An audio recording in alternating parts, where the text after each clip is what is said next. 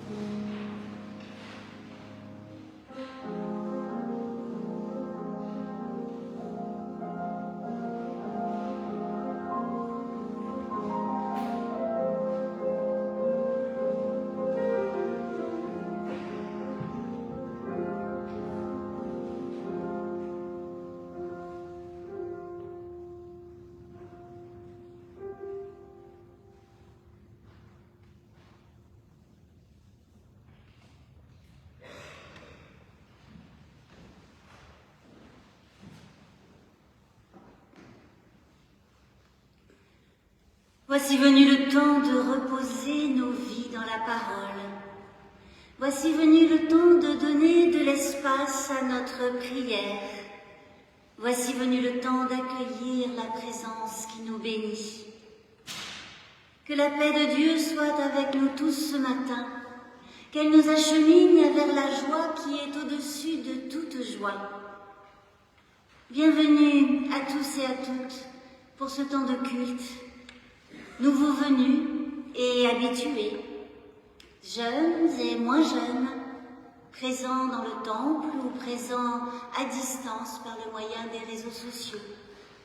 À chacun, à chacune, Dieu renouvelle sa grâce et sa paix en Jésus le Christ, notre Sauveur et notre Père, par l'Esprit souffle de vie. Je vous invite à prier.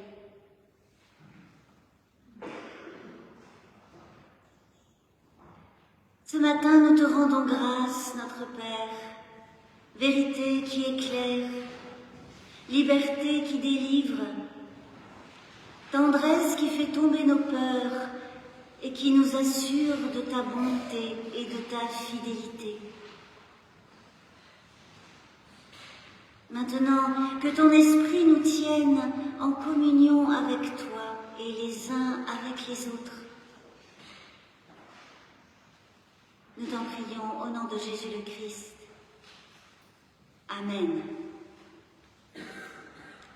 Je vous invite à vous lever pour chanter le premier spontané.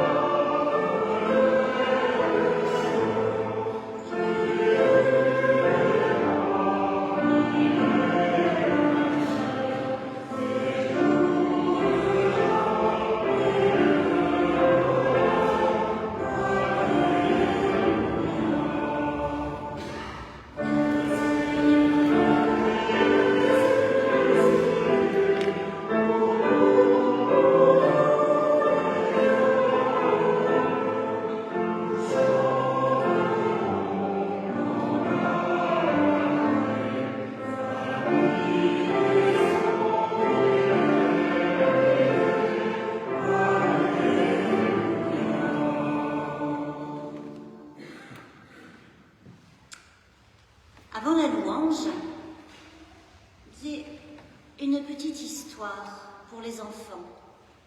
Mais ceux qui ne sont plus des enfants ou qui l'ont été il y a un peu plus longtemps vont pouvoir en profiter quand même. Quelle chance! Vous pouvez rester debout, c'est une toute petite histoire, et puis après ce sera le temps de la louange. C'est l'histoire d'un père qui lit son journal et qui a envie d'être tranquille pour lire son journal. Mais il a auprès de lui son fils, 6-7 ans, peut-être comme toi, Gabriel, et qui joue, et évidemment, quand un enfant joue, ça fait de l'animation, ça pose des questions, dit papa, comment je fais, dit papa, pourquoi, dit papa, est-ce que...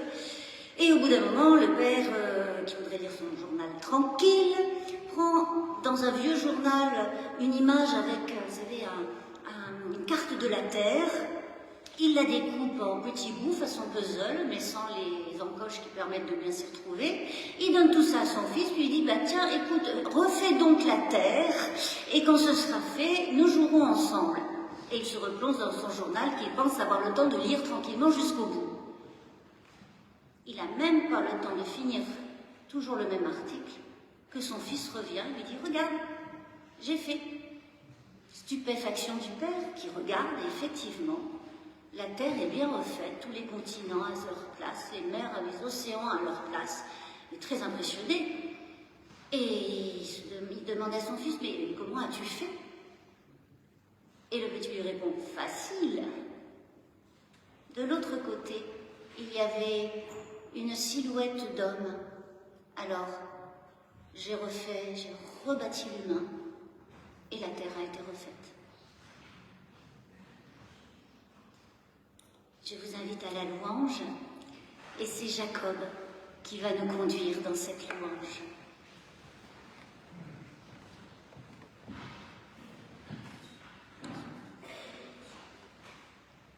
Éternel, nous te remercions pour tout ce qui nous réjouit, pour les sourires qui s'adressent à nous, pour les mains qui cherchent notre main. Nous te remercions pour celles et ceux que nous aimons et pour celles et ceux qui nous aiment. Nous te remercions pour les grandes et les petites joies qui donnent à chaque jour son éclat indispensable. Nous te remercions pour celles et ceux qui sont là pour nous, pour celles et ceux qui ont besoin de nous. Nous te remercions pour cette vie reliée, animée, vivante que tu nous donnes. Amen.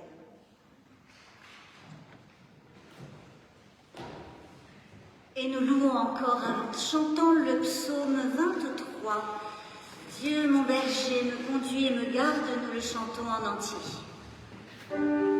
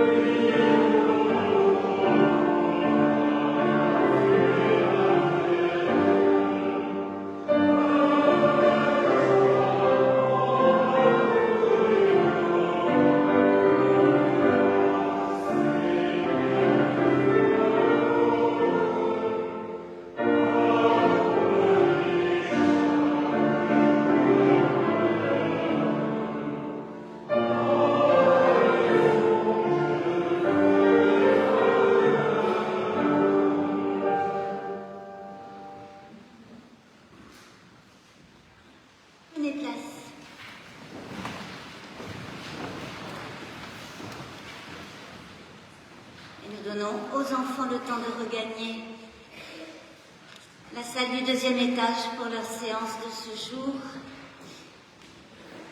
qui est consacrée à la grande famille protestante, dans le thème général des frères et sœurs.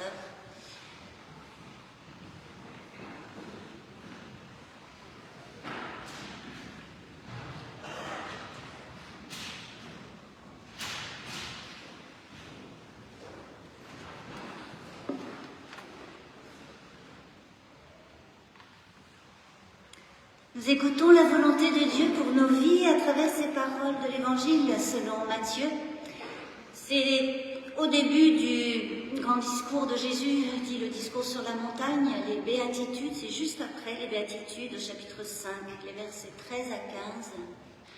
Donc Jésus parle et il dit à la foule, à ceux qui l'écoutent, « Vous êtes le sel de la terre. Mais si le sel devient fade, avec quoi le salera-t-on? Il n'est plus bon qu'à être jeté dehors et foulé aux pieds par les gens. Vous êtes la lumière du monde.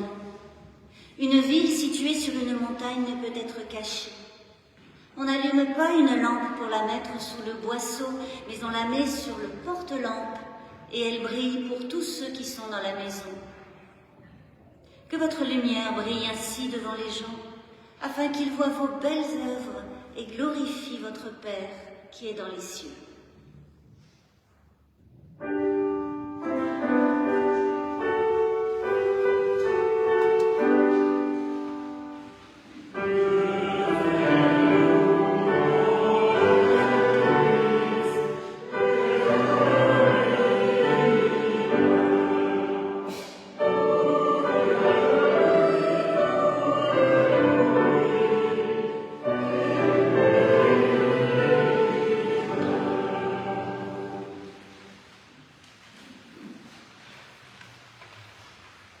Nous nous recueillons chacun et ensemble dans la prière de confession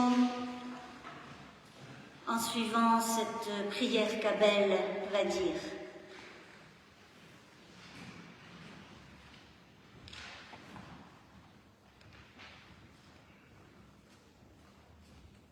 Dans le creuset de nos désirs, dans le secret de nos esprits, Éternel, notre Dieu, prennent naissance des pensées, des actes et des paroles. Elles s'élaborent au long des jours. C'est là, dans nos cœurs et nos esprits, que germent la miséricorde et la convoitise, et l'hypocrisie et la tolérance, et la droiture et la jalousie, et le courage et la peur. C'est pourquoi, Éternel, nous avons besoin d'une lumière pour apporter de la clarté à l'intérieur de nous-mêmes. Cette lumière nous est nécessaire pour résister au mal qui veut établir son emprise en nous et assombrir nos sentiments et nos comportements. Ainsi, nous pourrons élaborer et réaliser les pensées, des actes et des paroles selon l'Évangile. Éternel, sans toi, nous nous perdons. Amen.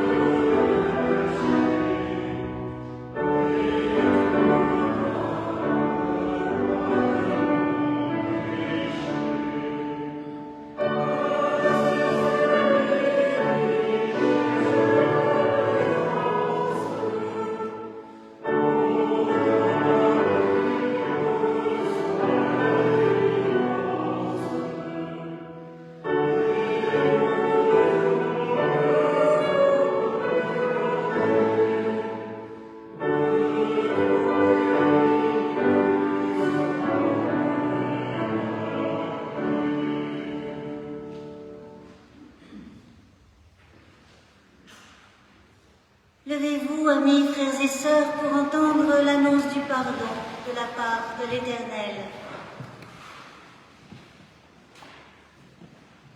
Une lumière rayonne pour chacun, pour chacune, pour toi, pour lui, pour elle, pour moi. Cette lumière chasse l'obscurité. Cette lumière procure la joie. Cette lumière oriente au chemin de la vie. Cette lumière veut briller en nous, avec nous, à travers nous. Cette lumière nous aide, elle fait de nous des témoins d'amour dans le monde. Cette lumière est vie et signe de vie. Et cette lumière, Jésus le Christ, brillera toujours pour toi, pour nous, pour tous. Amen. Nous chanterons au cantique 257, Dieu des louanges soit béni.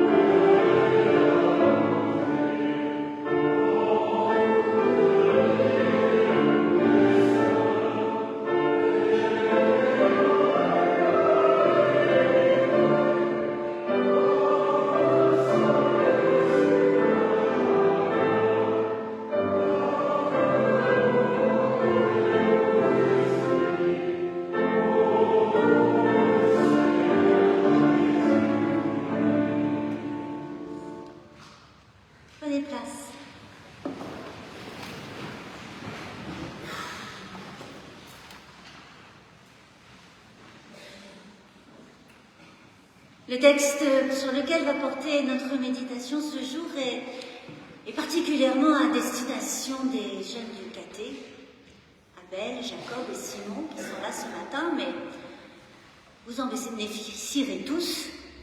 Et c'est eux qui vont le lire, enfin c'est Simon, avec Abel. Voilà. Et avant de l'écouter, nous allons prier.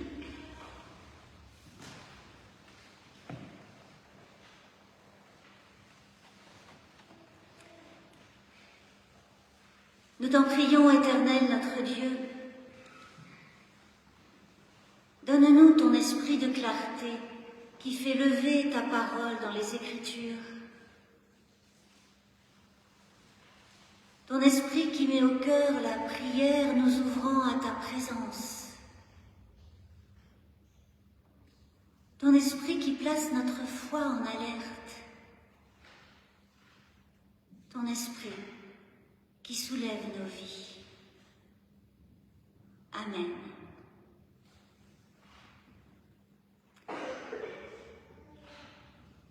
Et comme le parcours du catéchisme cette année est consacré à des paraboles, eh bien c'est donc une parabole que nous allons entendre dans l'Évangile selon Matthieu au chapitre 25, les versets 14 à 30.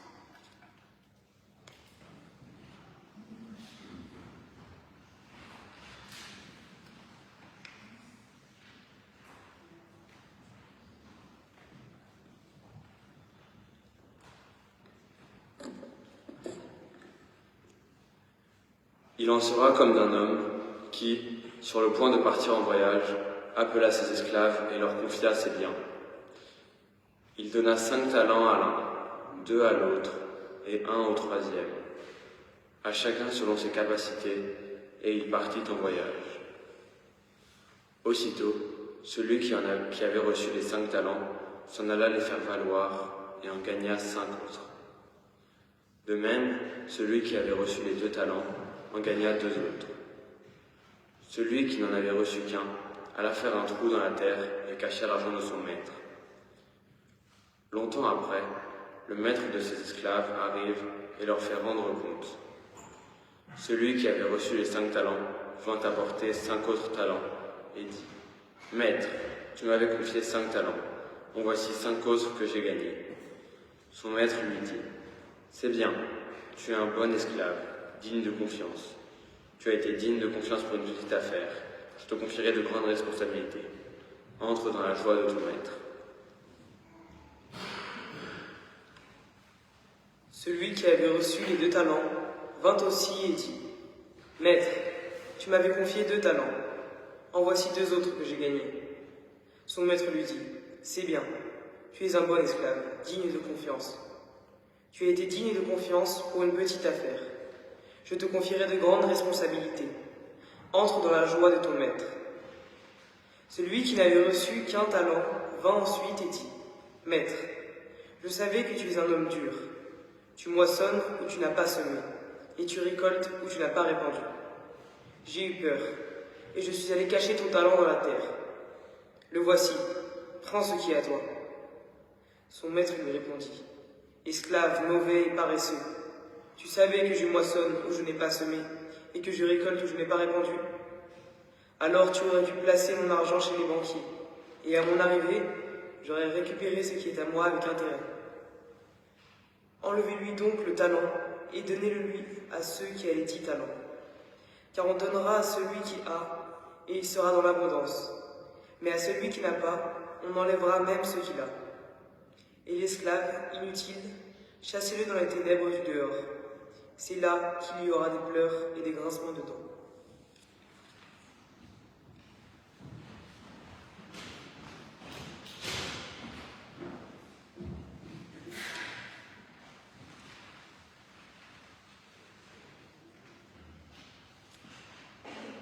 Un talent, c'est de l'argent. Alors, il ne s'agit pas de talent que l'on peut monnayer, un talent artistique ou dans n'importe quel domaine. Dans cette parabole, un talent, ça représente de l'argent, et même beaucoup d'argent. Un poids d'or considérable entre 25 et 30 kilos. Un talent, dans le monde de Matthieu, c'est exactement une mesure pour connaître le poids du métal précieux. Et ça pèse lourd.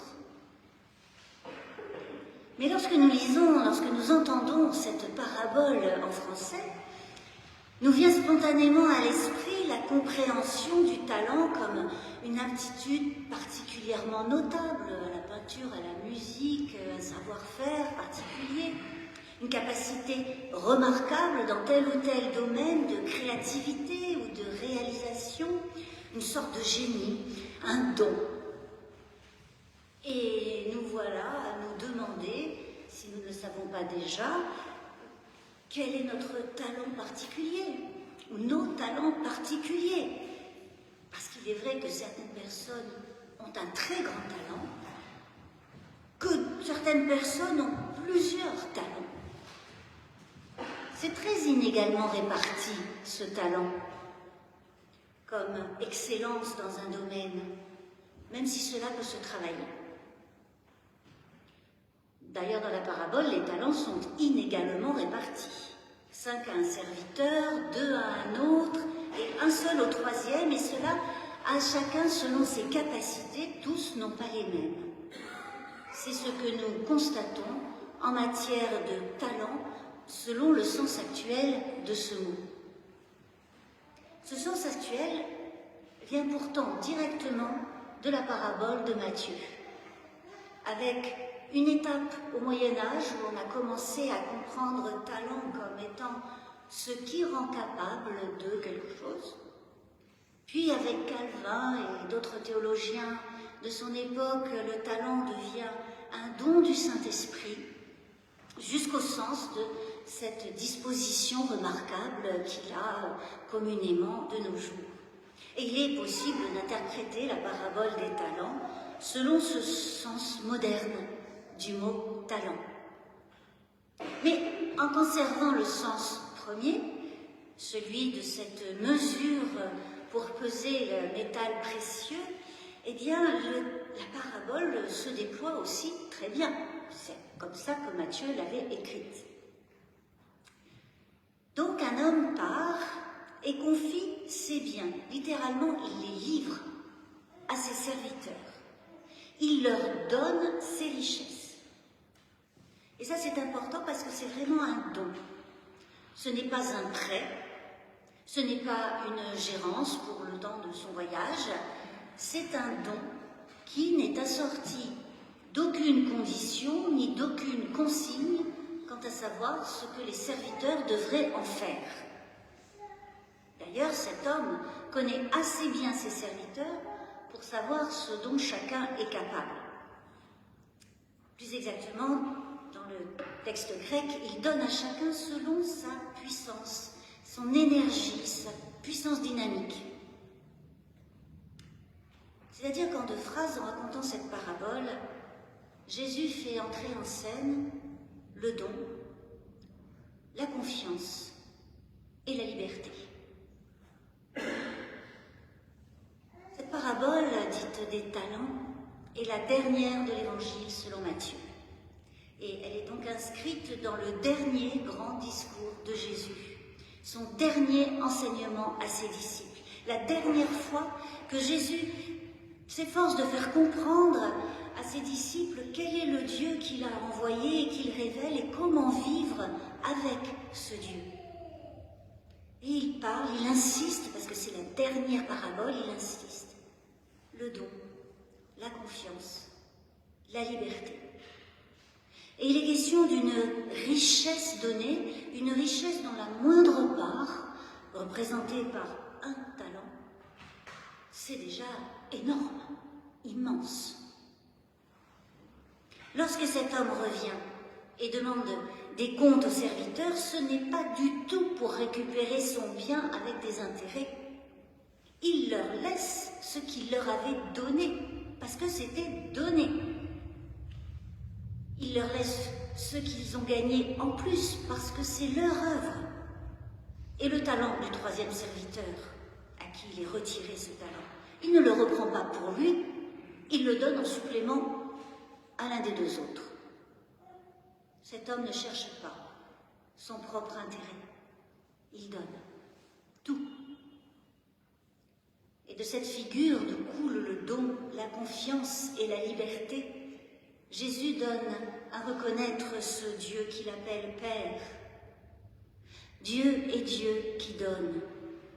Et le don de Dieu, c'est le fruit de sa confiance, tout comme il laisse libre celui ou celle à qui le don est fait. Nous le savons bien par expérience. Un don ne peut pas être surveillé par celui qui donne, sinon ce n'est pas vraiment un don. Donner, c'est livrer, comme le dit Jésus.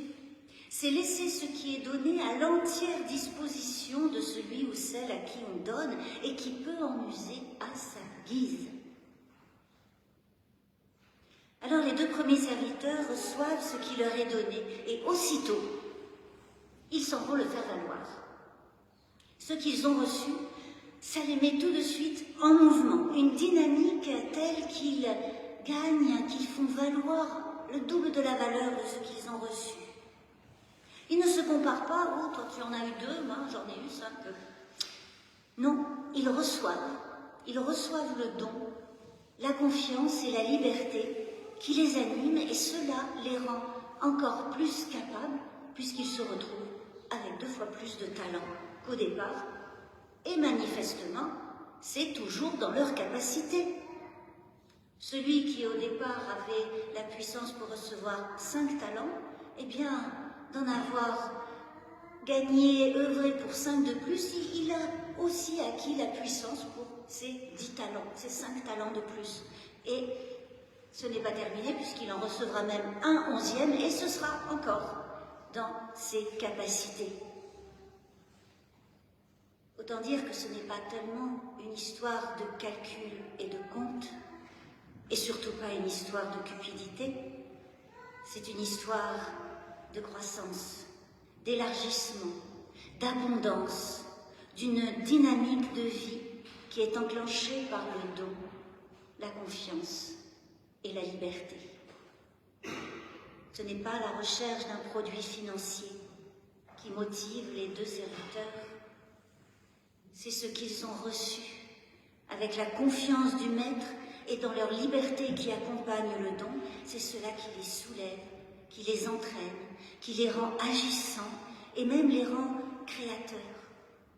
Ils ne cherchent pas la performance, mais le déploiement, grâce à cette richesse reçue, parce que dans le don, la confiance et la liberté, il est question de vivre et d'être vivant. Qu'est-ce qui pourrait d'autre intéresser Jésus quand il dit sa dernière parabole? Jésus ne dit pas ce qu'ils font avec les talents qu'ils ont reçus. Il ne dit pas comment ils s'y prennent, sinon cela deviendrait une consigne, un mode d'emploi. Nous nous sentirions obligés de faire comme eux. Ce qui nous fait vivre, c'est ce que nous recevons, qui nous est donné avec confiance et qui ouvre notre liberté. Les 2 premiers serviteurs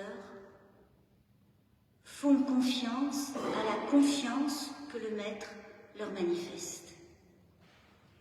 Ils profitent de la liberté qui est ouverte pour en faire un espace d'action et de création.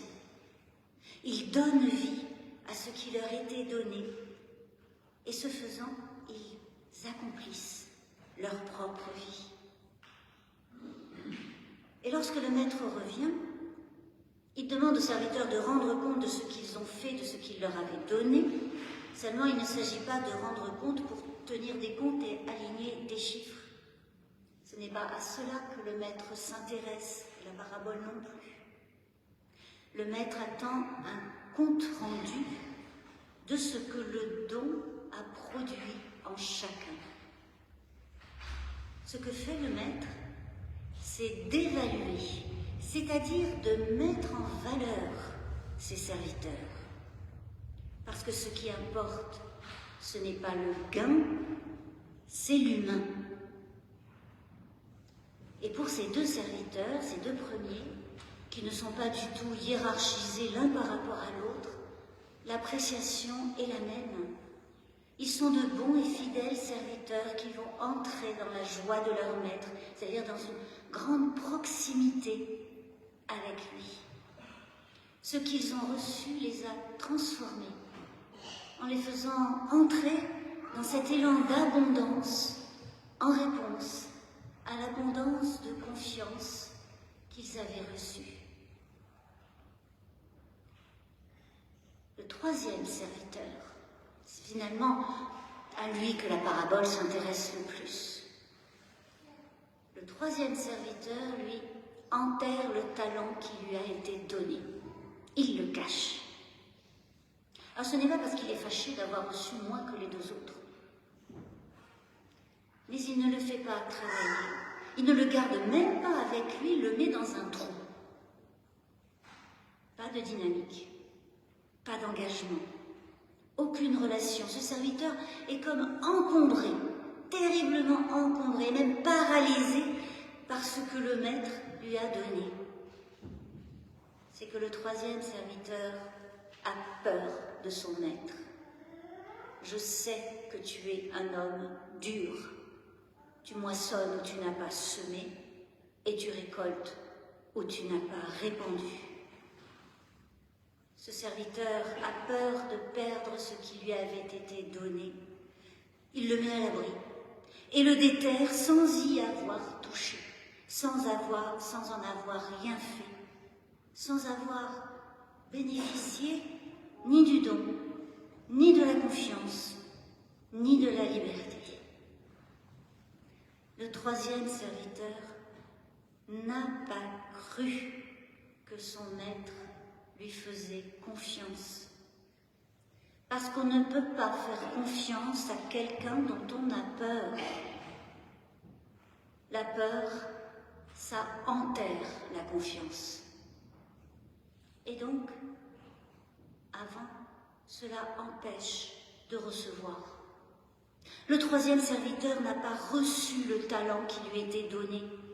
Il ne l'a pas fait sien, il n'y croyait pas. Alors il l'a gardé à distance et il le rend à son maître. Je suis allé cacher ton talent dans la terre, le voici, prends ce qui est à toi. La peur l'a rendu hermétique. Et cela n'est pas vivre. C'est-à-dire que ce n'est pas la vie que Dieu donne. Replié sur sa peur, ce serviteur n'a même pas porté le talent au banquier.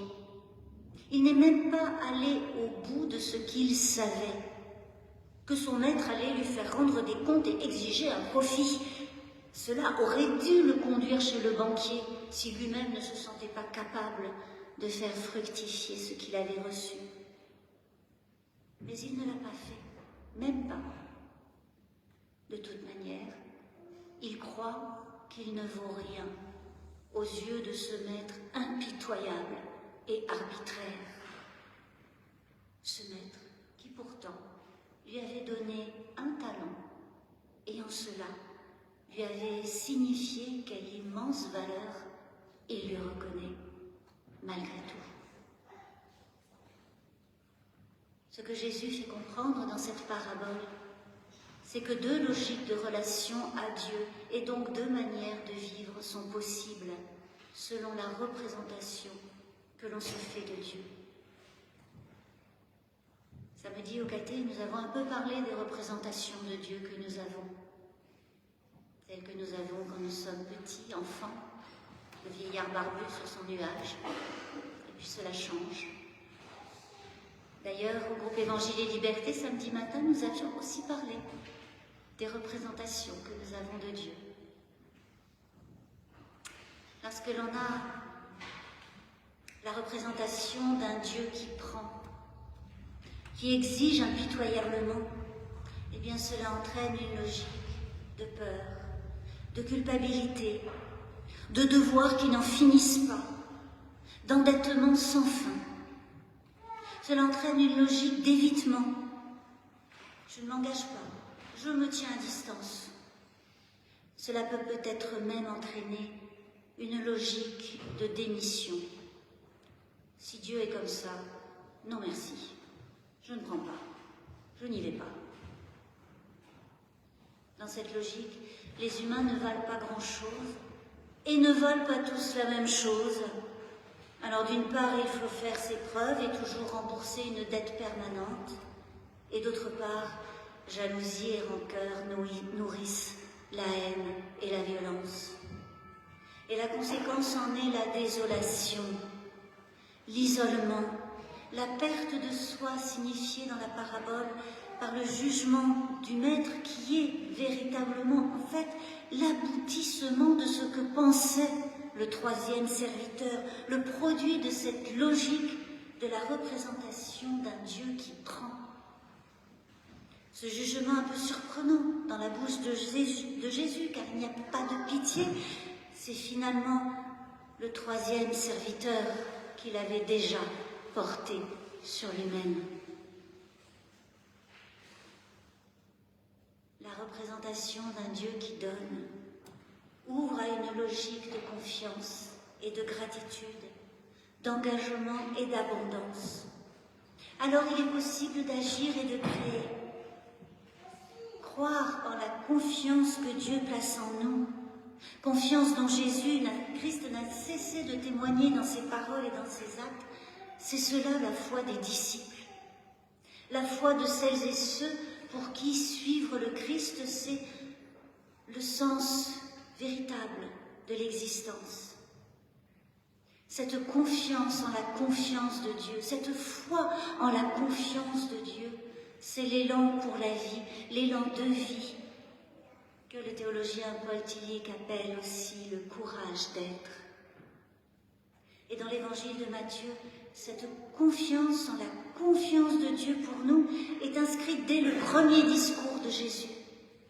Le discours sur la montagne, nous l'avons entendu lorsque Jésus dit à ceux qui l'écoutent, « Vous êtes le sel de la terre, vous êtes la lumière du monde. » Il est possible de vivre pleinement parce que Dieu croit en nous.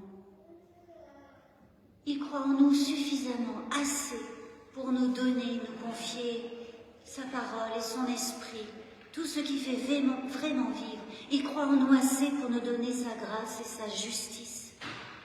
Il n'y a pas de mode d'emploi, mais il s'agit de recevoir ce qui est donné, de faire confiance à la confiance que Dieu nous fait.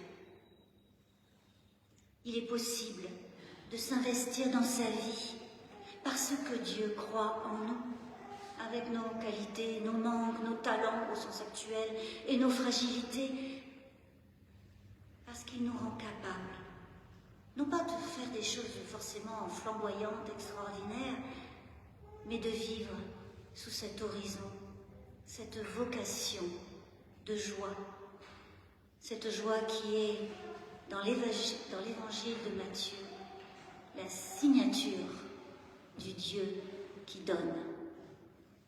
Amen.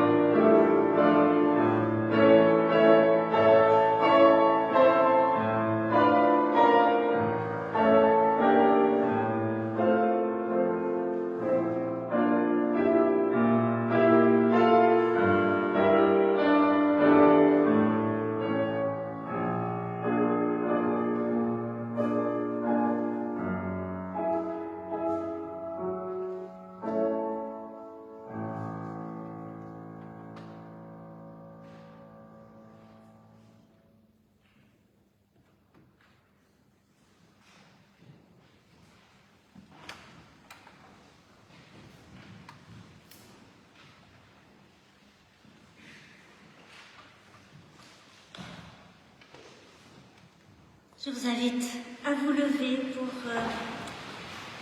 vous joindre de tout cœur, de votre être entier, si vous le souhaitez, à la confession de foi.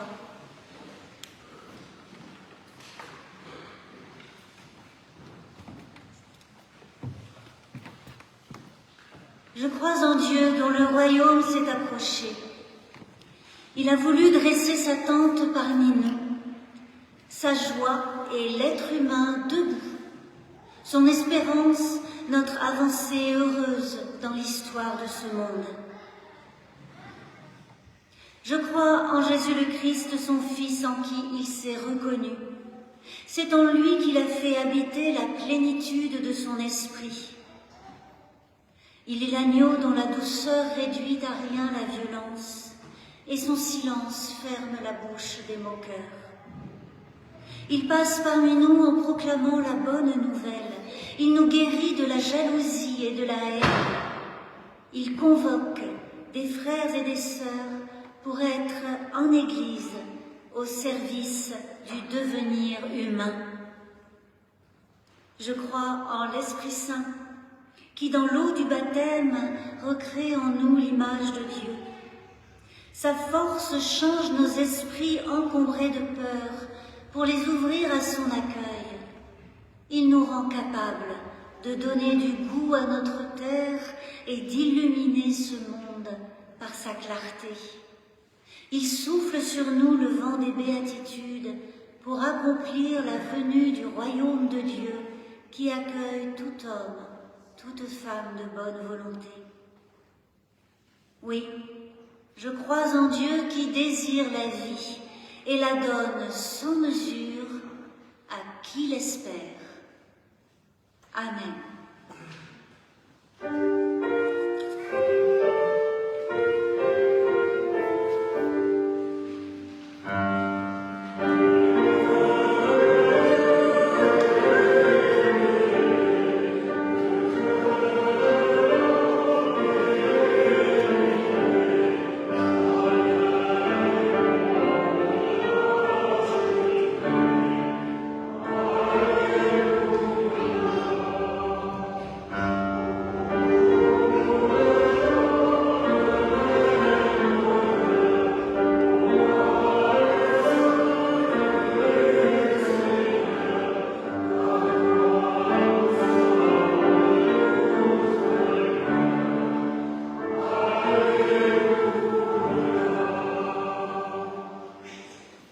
Prenez place.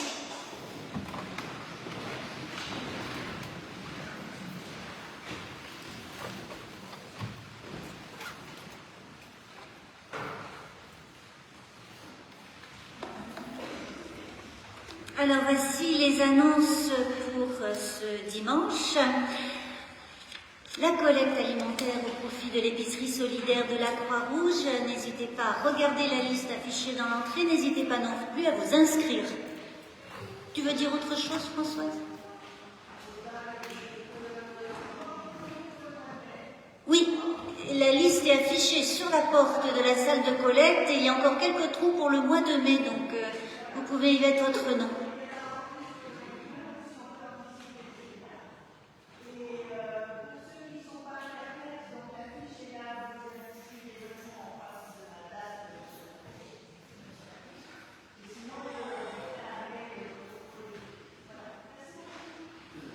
Donc vous avez compris que vous pouvez aussi vous adresser à Françoise si vous souhaitez plus de renseignements.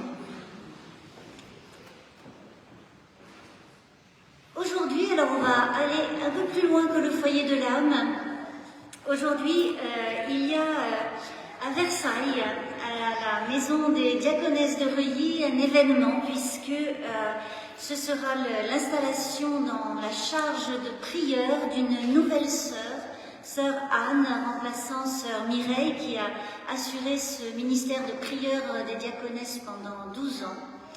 Et c'est un grand événement pour la communauté, pour les amis de la communauté. Je voulais vous le signaler, il y avait eu quelque temps dans l'amitié un article sur les diaconesses de Reuilly, donc voilà, nous pouvons partager à la fois leur joie et puis porter Sœur Anne, la nouvelle prieure, dans cette charge qui sera désormais la sienne.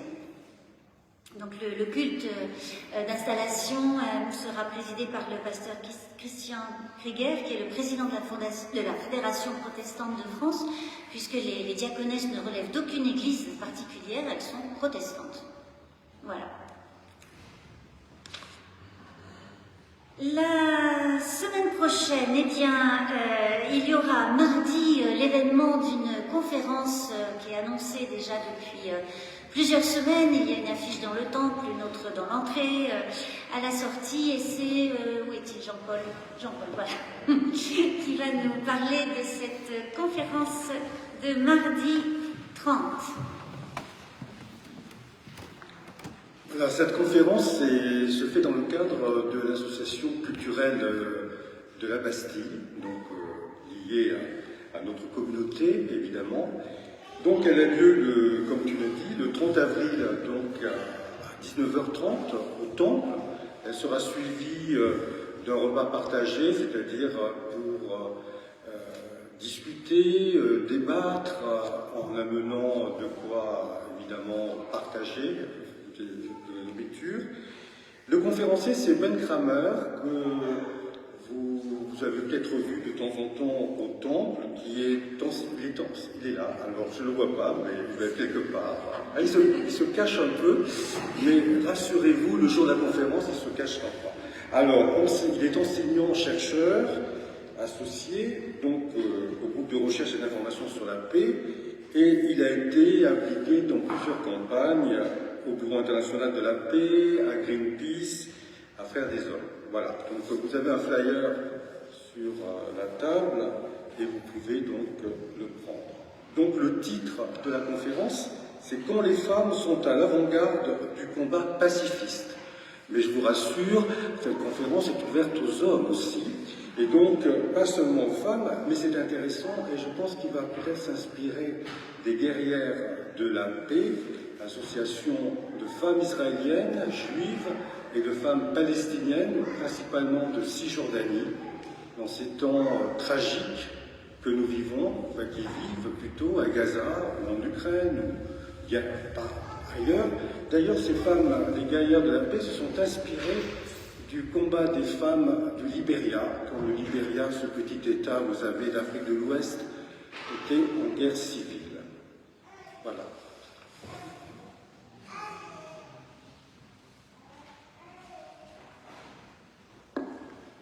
Ensuite, dans la semaine, jeudi 2, eh bien, ce sera, comme tous les jeudis, le jour de la pause spirituelle à 12h30 dans le temple. Notez déjà que le jeudi suivant, le 9, ce sera le jeudi de l'Ascension. Il y aura un culte au foyer de l'âme à 10h30 et il n'y aura pas de pause spirituelle le jeudi de l'Ascension. Mais jeudi 2, il y aura bien sûr de 12h30 à 13h30 la pause spirituelle dans le temple. Et puis, samedi 4, eh bien, c'est aussi un grand événement pour l'Église protestante unie en région parisienne, puisque c'est le festival Terre d'Espérance, qui se tiendra à la paroisse de Boissy-Saint-Léger. Vous avez été informé par un article dans le dernier bulletin. Il y a également sur le site internet que vous pouvez consulter, je crois qu'on peut être directement en lien avec ce site à travers un QR code qui est sur la fiche, donc n'hésitez pas, ce sera donc de 9h à 21h je crois.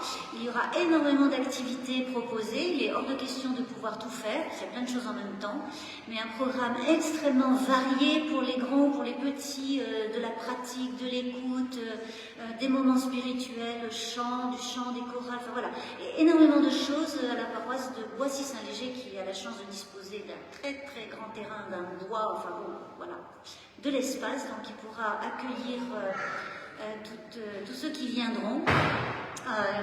Il y aura également un atelier conduit par Zélie Victor, qui est membre du foyer de l'âme, que nous connaissons aussi, qui a été membre du groupe de jeunes adultes et qui vient régulièrement ici. Donc voilà, et puis Isabelle Veillé, conseillère presbytérale, qui est engagée dans cette organisation depuis le début. Donc le foyer de l'âme est aussi bien impliqué.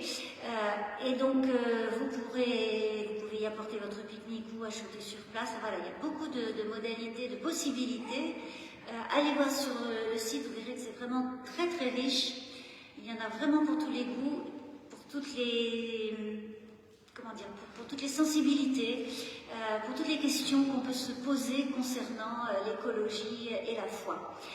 Donc voilà, n'hésitez pas à vous renseigner, allez voir sur le site et puis nous pourrons nous retrouver samedi à Boissy-Saint-Léger, c'est au bout de la ligne 1 du RER et il faut encore marcher un petit peu après.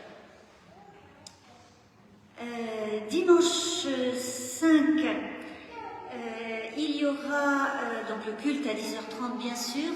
La prédication sera portée par Éléonore Berger, qui était là tout à l'heure. C'est une des monitrices d'école biblique, qui est aussi étudiante en théologie et qui donc s'engage dans la prédication et nous l'accompagnerons, nous l'écouterons dimanche prochain lors du culte. Et comme dimanche prochain, ce sera le 5 mai, premier dimanche du mois, il y aura également une cantate. Alors là, j'ai complètement oublié le titre, le numéro de la cantate de dimanche. C'est indiqué sur le site. C'est l'avant-dernière, puisque le cycle des cantates prendra fin avec la dernière cantate qui sera donnée au mois de juin. Mais ça continuera après avec une nouvelle équipe et toujours des concerts au temple le premier dimanche du mois. Donc ce dimanche 5 mai à 17h30, une cantate de Jean-Sébastien Bach. Est-ce qu'il y a d'autres choses à se dire? Non. Alors, il y a quelque chose à faire. Il y a à manifester une solidarité, une confiance, une espérance et de la joie et de la liberté parce que c'est le moment de l'offrande. Et pendant cette offrande, nous allons chanter et nous nous levons pour chanter le cantique 279, Confie à Dieu ta route.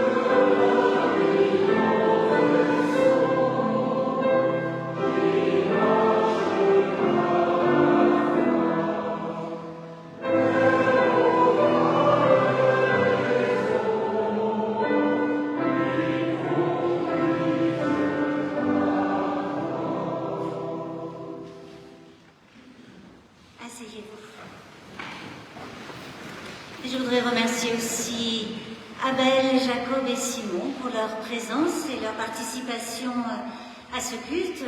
On est presque arrivé au bout du chemin de Cathay. Et vous, vous avez fait une longue route au Cathay. Et puis remercier aussi Patrick, qui à l'orgue nous permet d'avoir une atmosphère un peu différente. Ne vous inquiétez pas si vous trouvez que vous devez chanter haut. Les spontanés habituels ou les cantiques bien connus, c'est que le diapason du piano est au-dessus de celui de l'orgue baroque. Donc c'est pour ça. Il nous faut un petit effort qui est parfois difficile à faire.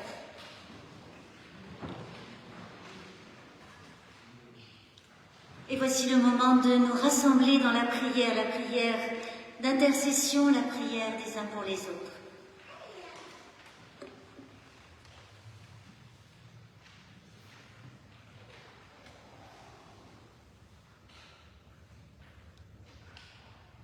Éternel notre Dieu, nous te remercions pour ta parole, pour ta confiance que nous porte ta parole, pour le soulèvement de notre vie que ta confiance produit pour chacun, pour chacune. Nous t'en prions, aide-nous toi-même à recevoir ce que tu nous donnes de grâce, d'amour, de souffle, qui est toujours largement suffisant et même surabondant. Apprends-nous à recevoir, à lâcher nos représentations de toi qui font peur, qui nous coincent dans des culpabilités, des courses au mérite et des aigreurs. Aide-nous à recevoir, à faire silence en nous-mêmes,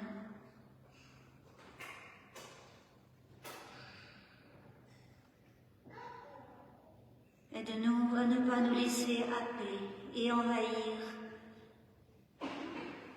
par tant de mots et de discours qui ne portent pas ta parole de vie, la vie du Christ que tu veux pour nous.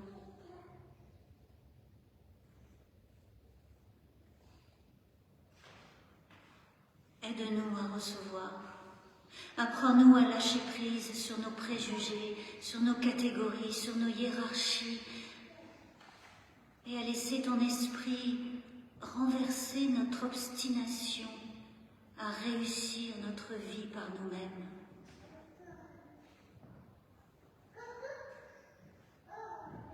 Aide-nous à recevoir ta grâce comme une source d'eau fraîche dans le désert, à recevoir ta confiance comme une lumière dans les ténèbres, avec simplicité et reconnaissance.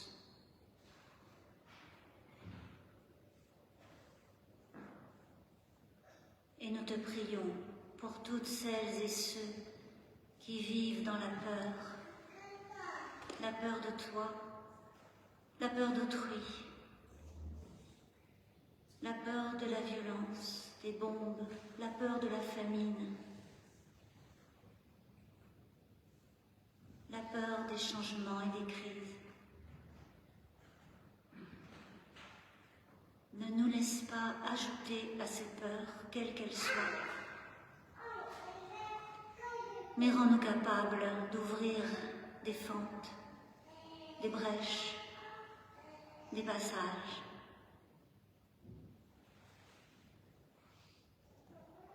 Nous t'en prions au nom de Jésus le Christ, qui nous a appris à prier en te disant ce que nous pouvons dire à voix haute ou dans notre cœur. Notre Père, qui es aux cieux, que ton nom soit sanctifié, que ton règne vienne, que ta volonté soit faite sur la terre comme au ciel. Donne-nous aujourd'hui notre pain de ce jour. Pardonne-nous nos offenses, comme nous pardonnons aussi à ceux qui nous ont offensés. Ne nous laisse pas entrer en tentation, mais délivre-nous du mal. Car c'est à toi qu'appartiennent le règne, la puissance et la gloire, au siècle des siècles. Amen.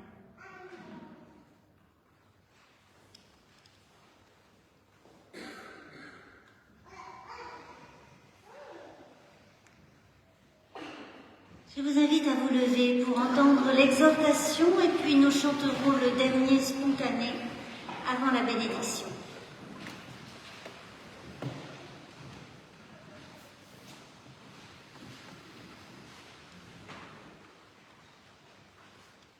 L'appel de Dieu en Christ libère des idoles qui asservissent et il agrandit l'existence aux dimensions de l'amour.